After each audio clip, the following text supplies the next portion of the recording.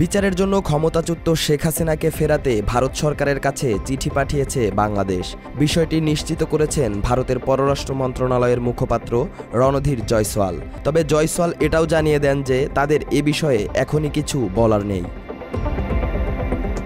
গণহত্যার জন্য হাসিনাকে বিচারের কাঠগড়ায় তুলতে চায় বাংলাদেশের অন্তর্বর্তী সরকার। তবে বাংলাদেশের এই অনুরোধে সাড়া দেবে না দিল্লি।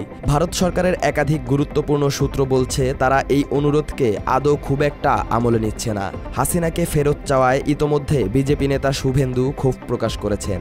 আমার মনে হয় ভারত সরকার ওই চিঠিটা ডাস্টবিনে ফেলে দিয়েছে। উল্টো চেতনা বিরোধীদের ফাঁসিতে ঝোলানোর হুমকি দিয়েছেন শুভেন্দু। ওই গোলাম নিজামীর মতো দড়ি পড়তে হবে, আমি আজকে বলে গেলাম।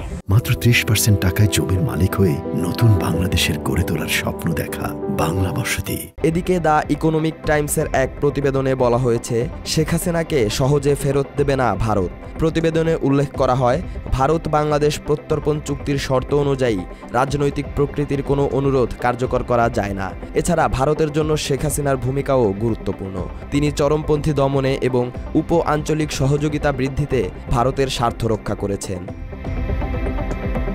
ভারতীয় সূত্রমতে বর্তমান মোহাম্মদ ইউনূস সরকারের চাপ থাকা সত্ত্বেও ভারত তড়িঘড়ি করে কোনো সিদ্ধান্ত নেবে না। ভারত এ ধরনের প্রত্যর্পণ অনুরোধ পরীক্ষা নিরীক্ষা করবে এবং এতে কয়েক মাস সময় লেগে যেতে পারে বলে ধারণা করা হচ্ছে। ভারত দীর্ঘদিন ধরে নিজেদের স্বার্থে এই ধরনের অতিথিকে স্বাগত জানানোর ঐতিহ্য ধরে রেখেছে। এর উৎকৃষ্ট উদাহরণ দালাই লামাকে আশ্রয় দেয়া। ভারতের হয়ে কাজ করায় শেখ হাসিনাকে সম্পূর্ণ নিরাপত্তা দেবে দিল্লি।